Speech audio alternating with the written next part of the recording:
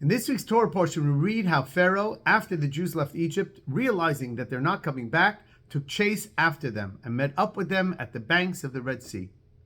Pharaoh was convinced that he would be able to overtake them and convince them to come back to Egypt. Now, the truth of the matter is, Pharaoh didn't have such a big army by then.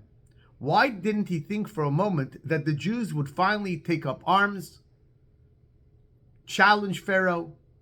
Because once they felt and already experienced some sense of freedom, they would never go back, never again. But that doesn't seem to be the thought process of Pharaoh. He thinks that the mere appearance of Pharaoh and a small army will convince them that they should come back where there was sort of some sense of security, even though they had to endure all these hardships. And the answer may be because Pharaoh realized that the Jews had just escaped from Egypt. Were they really convinced that they were going somewhere that was so uniquely more special and could be called their homeland, that it was really the place they were meant to be, where they would feel fulfilled, complete?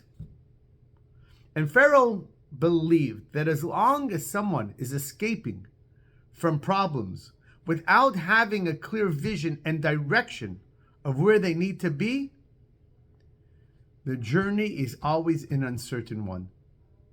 And at the right moment, under the right threats, they will go back to the place that at least they know what it's all about. And that was possibly the Jewish problem at that moment. They were escaping from Egypt, but they didn't have a clear thought process. They didn't have a clarity of where they were heading.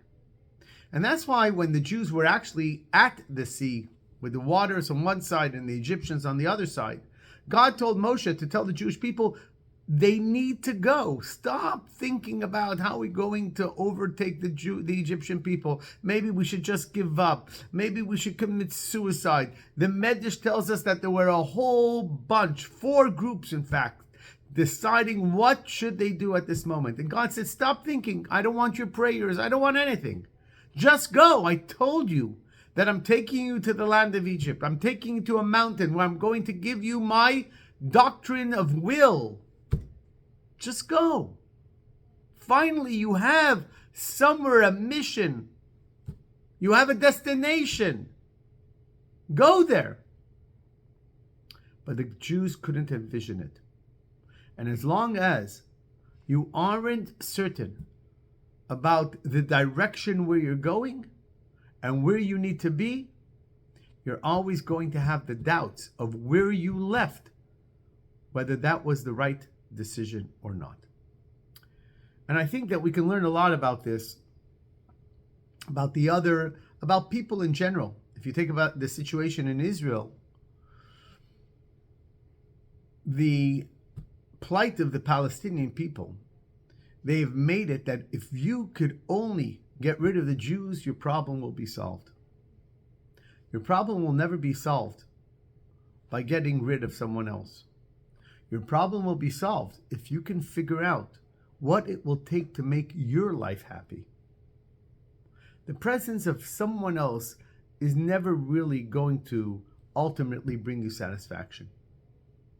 As long as you're only focused on the elimination of the Jew and not have a clear vision of where you need to be, you're never going to get there. You're not going to get somewhere by simply ridding yourself of one problem, without every day getting one step closer to a goal. Getting rid of problems doesn't bring you happiness.